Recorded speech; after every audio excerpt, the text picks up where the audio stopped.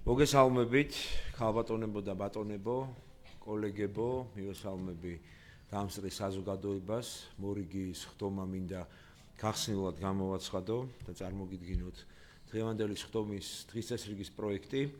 ჩვენ პირველ საკითხად გვაქვს განკარგულების პროექტი ცესკოს მდივნის მოვალეობის შემსრულებლის არჩევის შესახებ, ვინაიდან მდივანი იმყოფება, მდივნის არ ყოფნის გამო. ასევე გვაქვს განკარგულების პროექტი დედოფლის წყაროს საოლქო საარჩევნო კომისიის წევრის არჩევის შესახებ, ასევე გვაქვს განკარგულების პროექტი მესტიის საოლქო საარჩევნო კომისიის წევრის არჩევის შესახებ და გვაქვს განკარგულების პროექტი ფოთის საოლქო საარჩევნო კომისიის წევრის არჩევის შესახებ. შესაბამისად, კითხვები, მოსაზრებები თუ არ არის წარმოდგენილი დღის წესრიგის პროექტთან დაკავშირებით, დღის წესრიგს დავაყენებ კენჭისყრაზე, მანამდე ბატონი მალხაზი ითხოვს სიტყვას და რა თქმა უნდა ცხადია რომ სხდომა გახსნილად არის გამოცხადებული. გისმენთ ბატონო მალხაზი?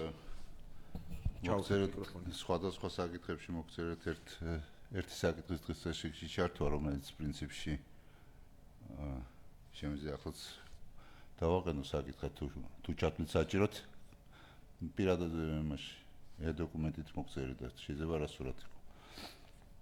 არ ვიცი. კარგი, მაშინ ისე გავაკეთებ განცხადება და თუ იქნება საჭირო, უბრალოდ ეხება სუფთა ტექნიკას. ხო, დიახ, მოგვაწოდოთ ინფორმაცია, უბრალოდ არ ვიცნობ. კი ბატონო, არა.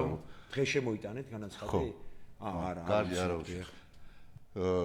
ნუ ახლა ჩვენი CSGO-ს საიტი არჩევნების დღეს მოგესალმებით ყველაზე მეტად დატვირთულია და ყურადღების ცენტრში არის შედეგების გამოცხადებასთან დაკავშირებით. ერთი ის არის, რომ 92 წლის არჩევნების შემდეგ, როცა ეს იყო ბოლო არჩევნები, როცა მთელ ტერიტორიაზე ჩატარდა არჩევნები, იმის შემდეგ შედეგების ცხრილში გამოტოვებულია აფხაზეთის და ცხინვალის ოლქის ოლქების ჩამონათვალი. რაც თავისთავად ცოტა ჩემთვის როგორც მაშინ გარეთ როცა ვიყავი უხერხულობას ვქნა და ჯობს რომ ეს ჩამონათვალი იყოს და მითითებული იყოს რომ არჩევნები ვერ ტარდება ოკუპაციის გამო. ასევე მეორე თემა არის არჩევნები. როდის მოხდით? შეგაწყვეტინებთ დღის წესრიგთან ეს რაშვაში? თუ შეიძლება რა. ან აი ნახეთ ბატონო, კარგად გამიგეთ, ხო? კი ბატონო, მაშინ დავასრულებ და მე ნახო თუ შეიძლება ის გავიგოთ, კი ბატონო.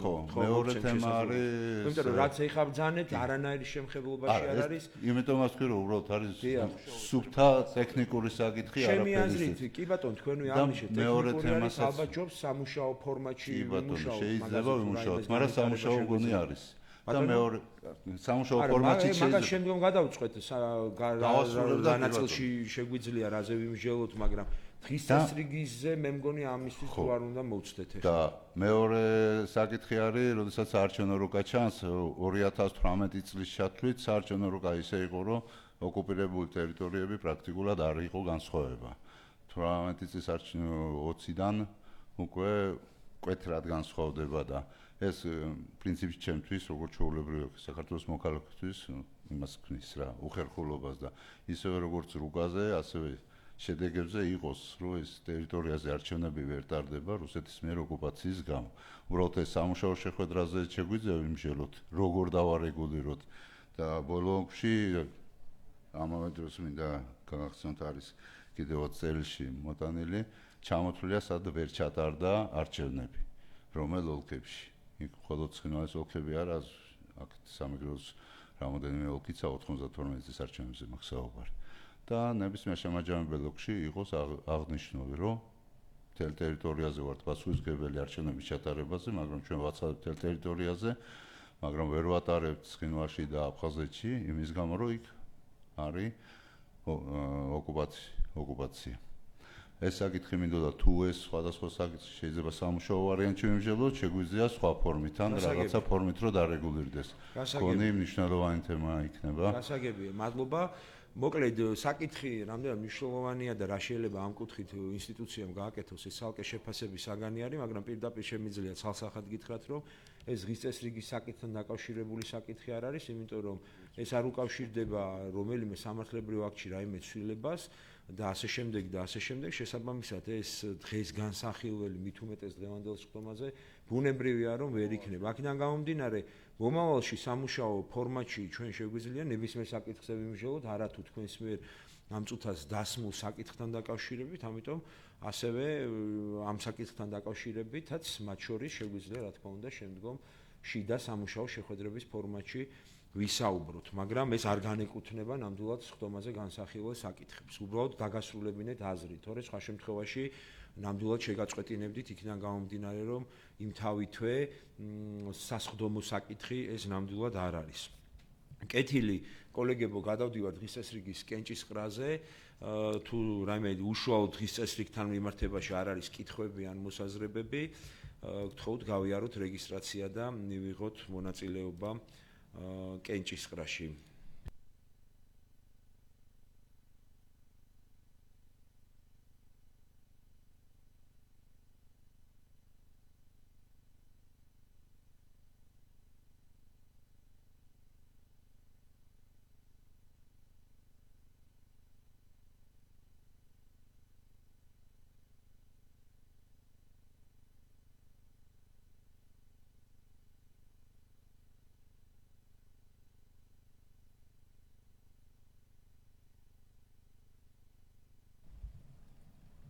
ვასრულებ კენჭისყრას კოლეგებო, დღის წესრიგი დამტკიცებულია, შესაბამისად გადავდივარ პირველი საკითხის არჩევაზე, განხილვაზე.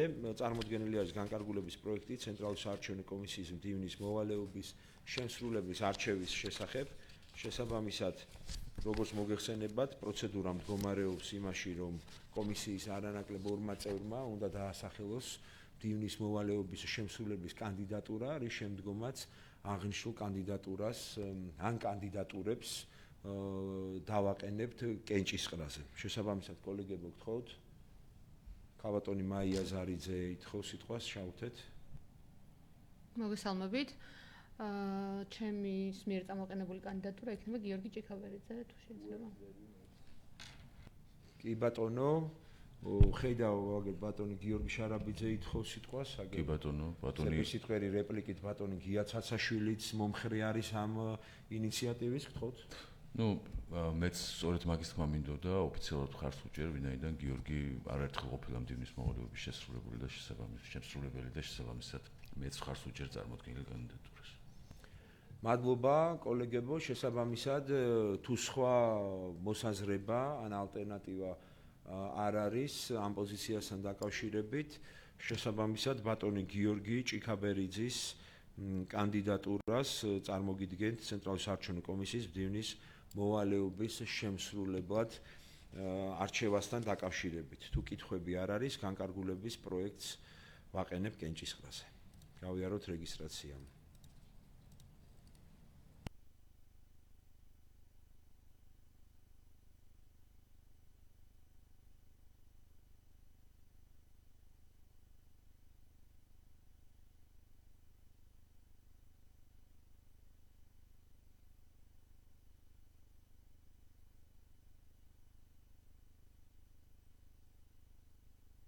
ვასრულებ კენჭისყრას, საკითხი გადაწყვეტილია, შესაბამისად გადავდივარ მომდევნო საკითხზე, რომელიც უკავშირდება დედოფლის წყაროს საოლქო საარჩევნო კომისიის წევრის არჩევის საკითხს.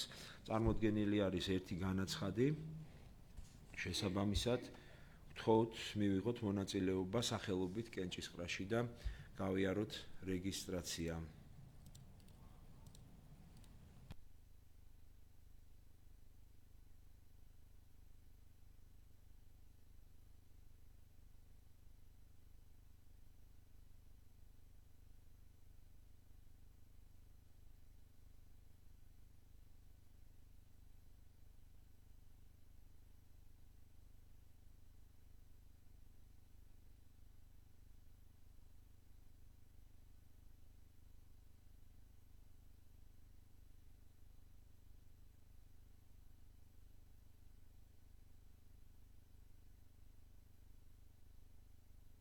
ვასრულებ კენჭისყრას, შესაბამისად კოცრავად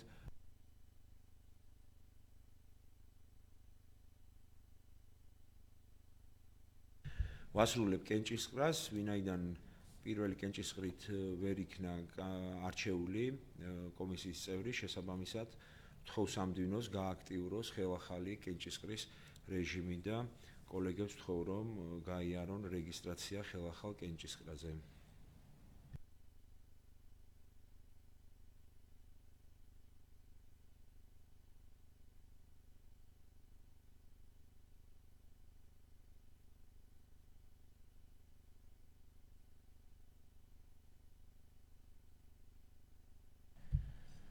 ვთხოვთ კოლეგებო, გავიაროთ რეგისტრაცია ხელახალ კენჭისყრაზე.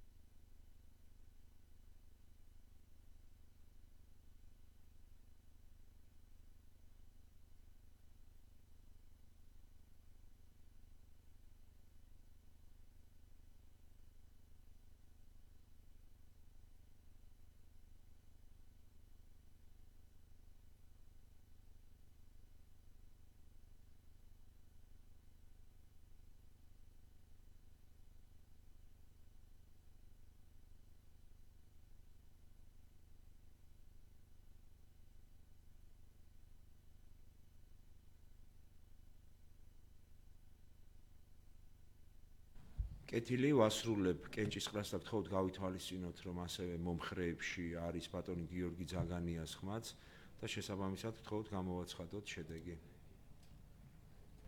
დედოფლის წყაროს საოლქო საარჩევნო კომისიის წევრად არჩეულია მადონა ჯავახიშვილი. მადლობა ულოცავ ქალბატონ მადონას და უსურვებ წარმატებულ და ნაყოფიერ საქმიანობას დედოფლის წყაროს საოლქო საარჩევნო კომისიაში. გადავდივარ შემდეგ საკითხზე, რომლის თანახმადაც ჩვენ განსახილველად გვაქვს მესტიის საოლქო საარჩევნო კომისიის წევრის არჩევის საკითხი. შესაბამისად ამ შემთხვევაშიც ერთი განაცხადი არის და გთხოვთ კოლეგებო, თუ კითხვები არ არის, მივიღოთ მონაწილეობა სახელობით კენჭისყრაში და გავიაროთ რეგისტრაცია.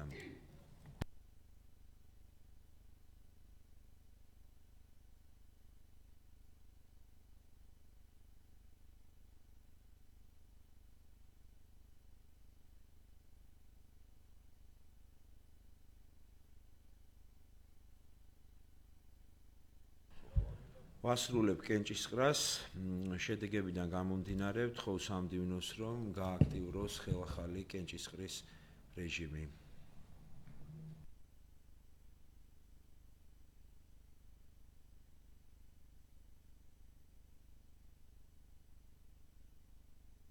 გავიაროთ კოლეგებო რეგისტრაცია ხელახალ კენჭისყრაზე.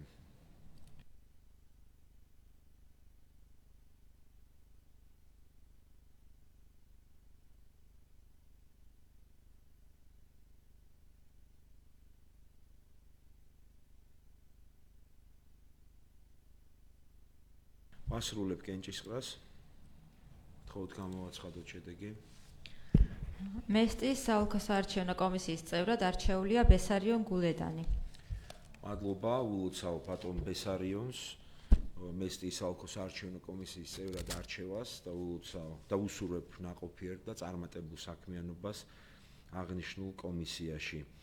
გადავდივარ მომდევნო საკითხზე, რომლის თანახმადაც წარმოდგენილი არის განსახილველად ფოთის საოლქო საარჩევნო კომისიის წევრის არჩევის საკითხი, აქაც ერთი განაცხადი არის, შესაბამისად ვთხოვ კოლეგებს გავიაროთ რეგისტრაცია და მივიღოთ მონაწილეობა სახელობით კენჭისყრაში.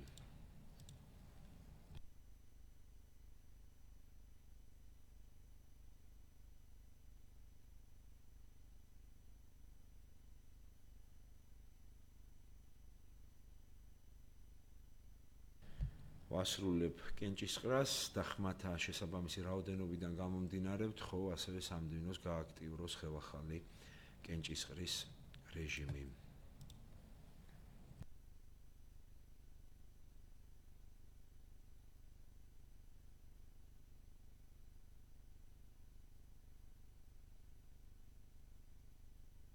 გავიაროთ კოლეგებო რეგისტრაცია.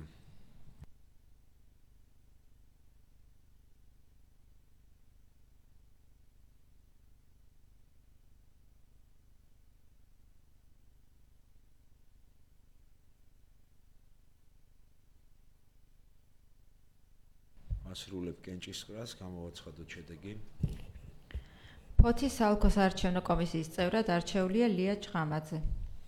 მადლობა, ულოცავ ქალბატონ ლიას, ფოთის საოლქოს არჩევნო კომისიის წევრად არჩევას და უსურებ ნაყოფიერ და წარმატებულ საქმიანობას.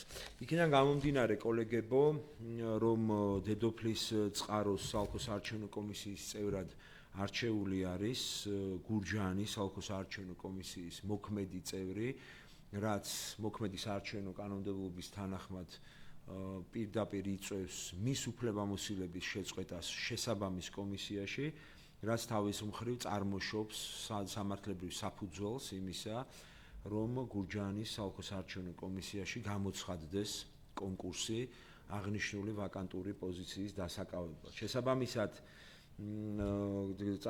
გთავაზობთ, რომ კონკურსში საბუთების მიღების ვადად განისაზღვროს მიმდინარე წლის 25 ნოემბრიდან 4 დეკემბრის 18 საათის ჩათვლით პერიოდი და განაცხადების მიღების ვადად განისაზღვროს უკაცრავად ადგილად განისაზღვროს როგორც CESCO-ს ადმინისტრაციული შენობა, ასევე სპეციალური ელექტრონული პლატფორმის შესაძლებლობები.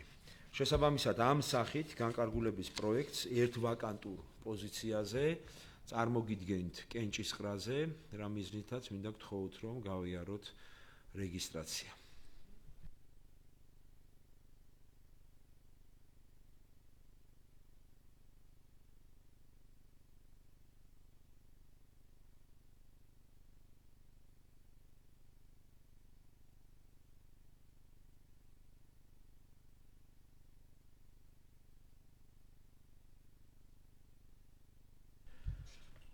საკითხი გადაწყვეტილია, შესაბამისად ვასრულებ კენჭისყრას, ამით დღის ეს რიგით გათვალისწინებული საკითხები ამოწურულია, სხდომას დახოლურად ვაცხადებ. მადლობა ყველას მონაწილეობისთვის.